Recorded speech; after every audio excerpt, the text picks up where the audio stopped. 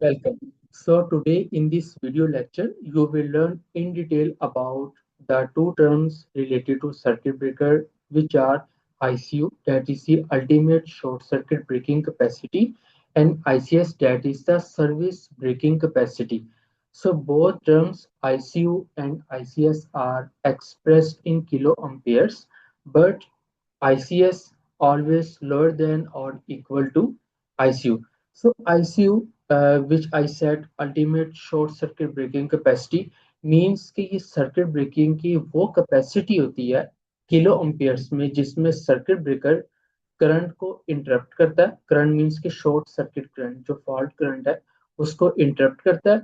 और ये पॉसिबिलिटी है कि ये फर्दर जो सा वो फंक्शनल कंडीशन में ना रह सके और एंड नीड्स रिप्लेसमेंट। मीन्स के एक दफ़ा जब इस वैल्यू को सर्किट ब्रेकर रीच कर लेता है तो हो सकता है कि सर्किट ब्रेकर अब मजीद ऑपरेशनल या फंक्शनल कंडीशन में ना रह सके। मीन्स के एक मेरे पास इन्वर्टर है 115 kTL का, 115 kTL, and for that inverter I used 250 ampere MCCB 3 pole breaker। अब इसकी जो आमतौर पे ultimate short circuit breaking capacity होती है वो 18 किलो एम्पियर्स भी होती है, 25 किलो एम्पियर्स भी होती है।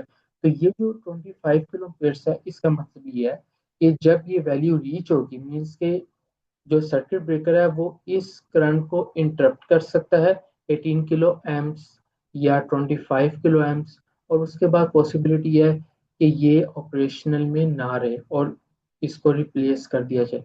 जबकि आईसीएस है उसमें ये चीज़ नहीं होती। आईसीएस होती है service short circuit breaking capacity, और service short breaking capacity is always lower or equal to ICU, means के 25% of ICU और 50% of ICU और 75% of ICU।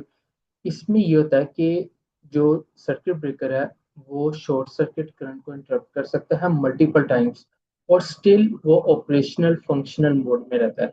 तो ये दो टर्म्स आपके लिए जानना बहुत जरूरी थी कि सर्किट ब्रेकर में जो हम देख रहे होते हैं आईसीयू, जो कि ultimate short circuit breaking capacity, and ICS that is a service breaking capacity.